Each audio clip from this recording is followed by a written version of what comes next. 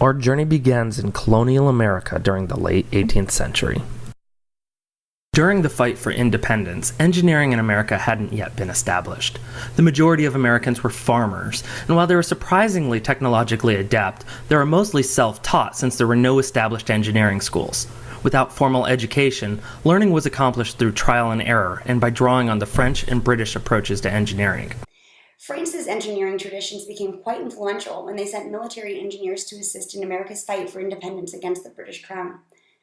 French engineering practices emphasized math and theory obtained through their higher education. British engineers tended to be private sector employees who learned on the job, solving problems by tinkering instead of by theory. The first civil engineering project in America was the 27-mile-long Middlesex Canal.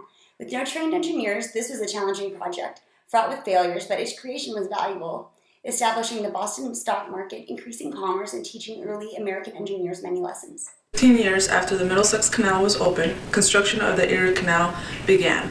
This massive 363-mile project was designed to connect New York City and the Great Lakes, allowing for fast, inexpensive transport of goods with western states. The political climate at that time made funding the canal a difficult process. There was a highly polar political struggle between big government, progressives, and enterprise Republicans. The Public Works project won out, thanks in large part to Dwight Clinton's argument. With the War of 1812 having ended only 1 year prior, arguments to restrict economic connections to Montreal, as well as the importance of access to the strategically critical Lake Erie, were highly effective. Once construction of the canal was underway, there was still quite a bit that needed to be learned through trial and error.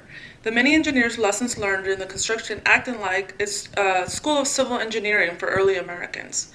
One of the questions America was trying to answer around the time of the Erie Canal was what place engineers had in society. The profession struggled between France's respected prestigious professionals and Britain's working class of employees. The question of the engineer's place in society was becoming more prominent as America entered the 20th century and manufacturing became the largest part of the economy.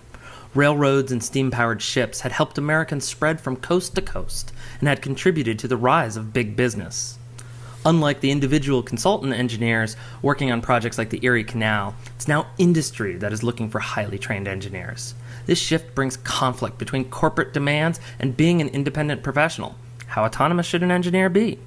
Professional societies were one of the first organized methods engineers took to try to sort out this dilemma. Societies like the ASCE and AIEE worked to establish status and increased pay by encouraging independence.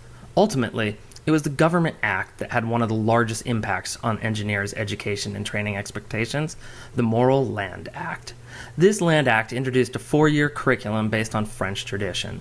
The many colleges built over the next 50 years helped the number of engineers in America grow from just about 1,000 in 1890 to over 10,000 just 10 years later.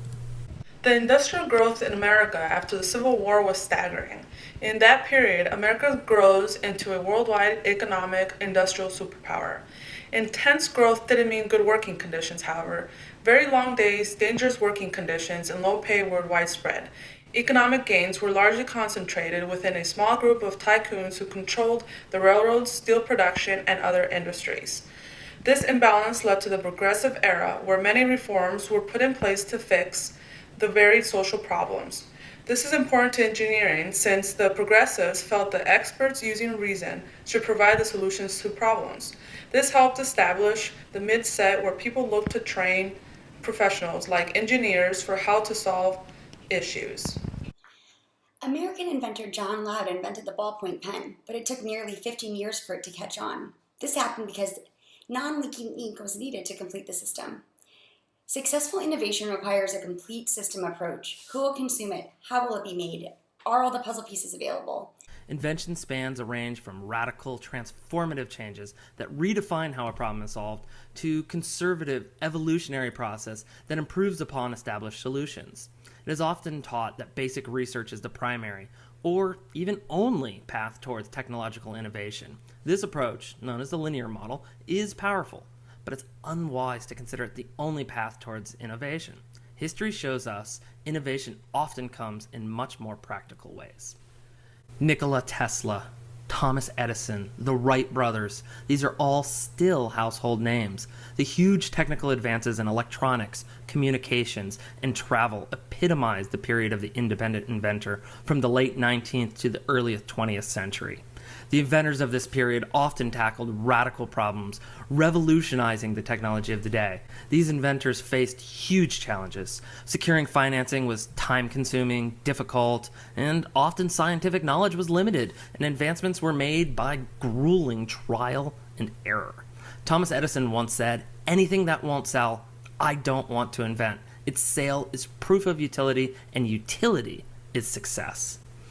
Edison was unique in this time period in his focus on profitability and a complete system approach. His determination to succeed and advance his vision was so strong, he was known to take truly outrageous steps to guarantee his success.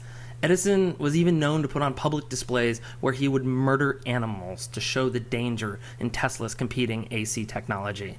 Topsy, a circus elephant, was subjected to a lethal dose of AC current in front of 1,500 people.